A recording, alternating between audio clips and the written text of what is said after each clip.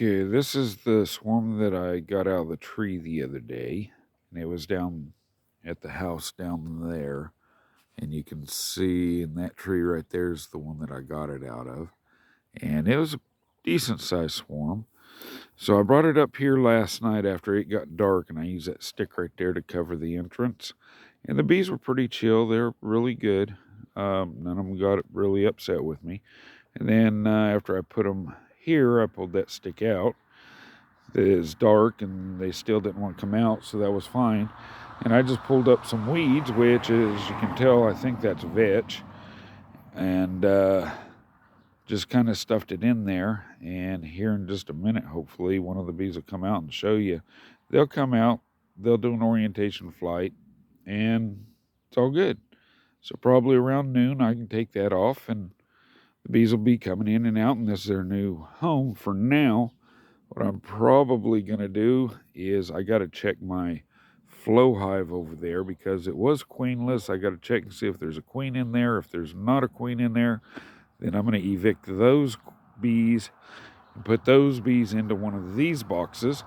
And then these bees I'll go ahead and put over into the flow hive. And it's just going to be a pain in the butt. But it needs to be done. And hopefully, I'm pretty sure they have a queen in here in this swarm.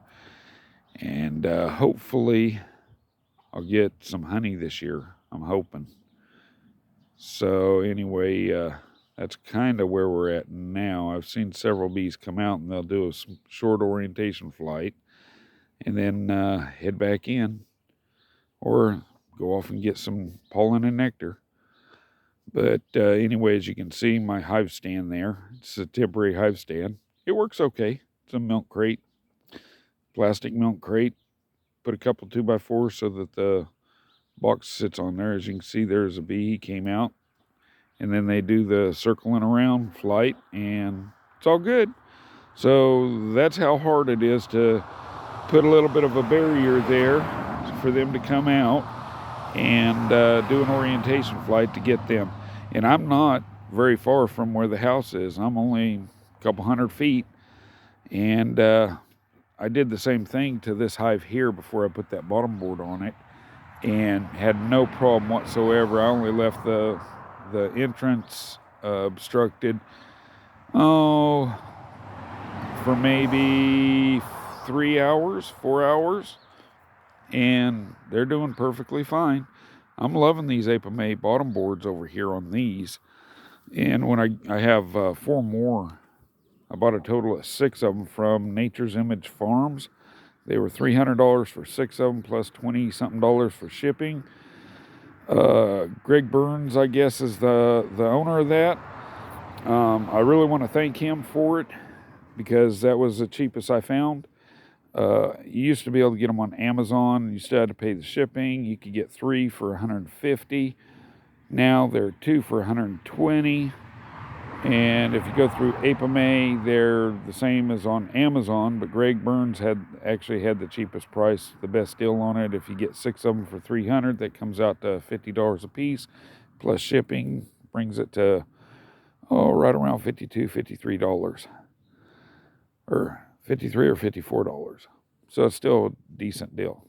So anyway, as you can see, I have a few dead bees on the landing board. It did rain here a little bit last night and this morning.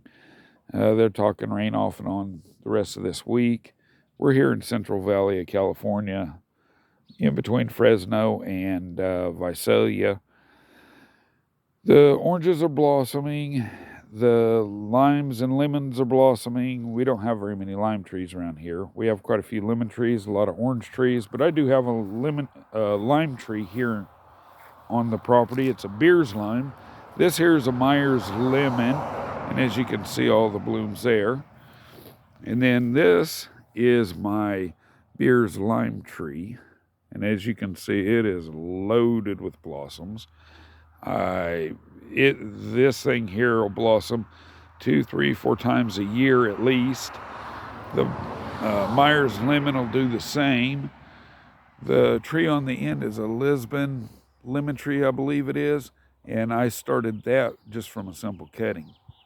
Just went up to a neighbor's house, cut a branch off, stuck it in some rooting hormone, put it in some water until it rooted out. Then I planted it in a pot, got it to grow up a little bit more, and then that's the tree. And there's a few blossoms on it. And this over here is my Washington Navel, and it's got some blooms on it. And I got this one from Walmart, same as the Beers Lime and the Myers Lemon. And the fella wasn't watering them, so I got them for like $3 or $4 a piece because they were just about dead when I got them. And we have 10 acres here. And back when I was a kid, we had Washington Navels on the property, and they're a damn good orange.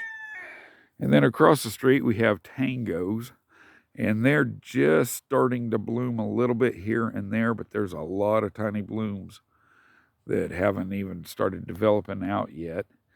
So we probably have another 3 weeks on them, maybe 4. And then further down, we have regular Valencia oranges, Valencias, and same down there, and same back over there. And then to the north of us, we have a combination of Caracara oranges, and I think he said they were Dancy or something like that.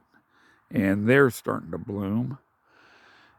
And yes, that is a Bronco over there, 1973 Bronco.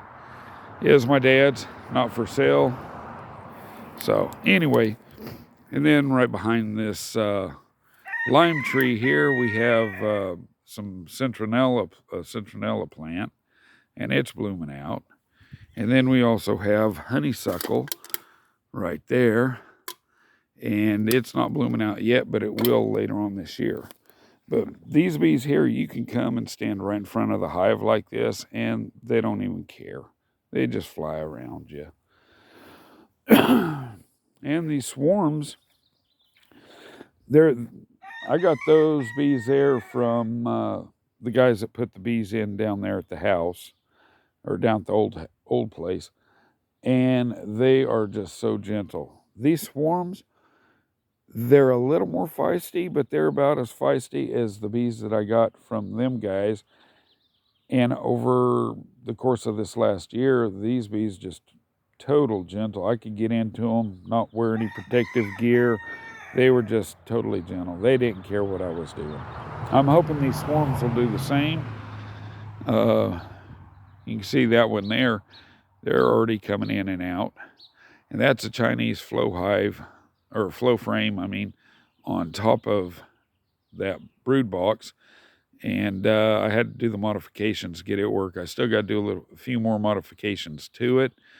The one thing I found out about it is you need to put some shims on the bottom of it, as you can see here.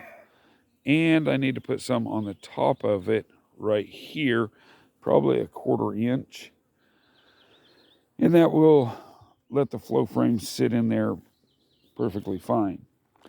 But all I did was, for the top piece, I cut that, flipped this piece, or no, didn't flip this piece over, flipped this piece down here over, and that made it all fit perfectly fine.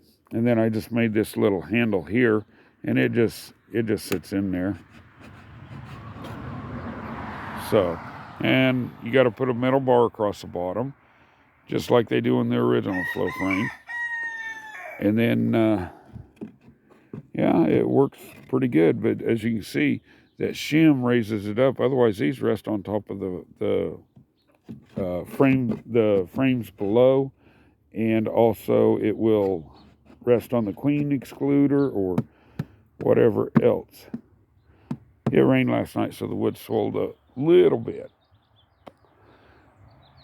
So anyway, this here is just a regular hive setup, and I have double screen intercover there, so they can go in and out and also get ventilation.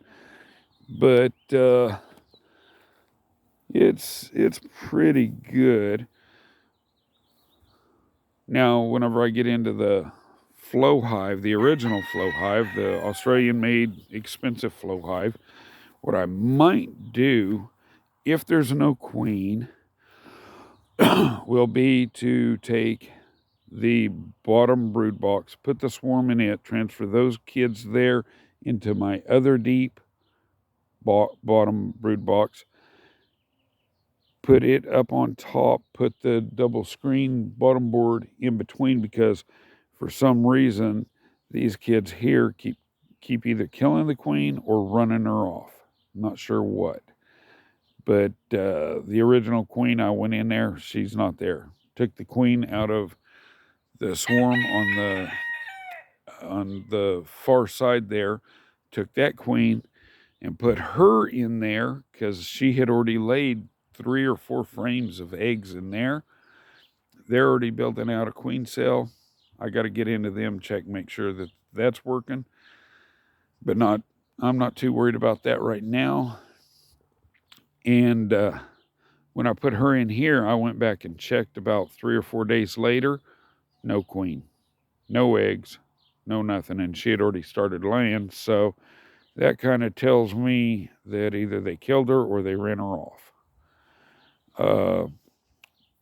They acted like all nicey nice to her when I set the cage on top. They were over it. They were trying to stick their heads down in there. They weren't sticking their butts in there. So I figured they accepted her, let her loose in there.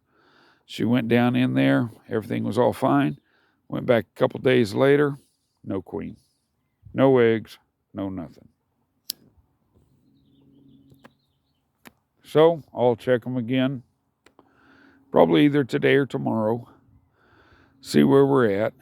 And then I'll make my decision whether I evict them or whether I just move them up, put the double screen bottom board, let them continue working on the flow frame, and try to get a little bit of honey out of them, or just evict them, put them into one of these boxes when I empty it out, and just use them to build up combs since they're queenless, and then put this swarm into that one and let them build up. I don't know yet. I'm new at this. This is my first year being a beekeeper, and I did have my bees survive the winter, which California, we don't have real harsh winters, but they survived. They just went queenless. I don't know, maybe, what was it? Sometime in March. They just decided, queenless. So we just got to wait and see. So anyway, you guys have a good one. We'll talk to you later.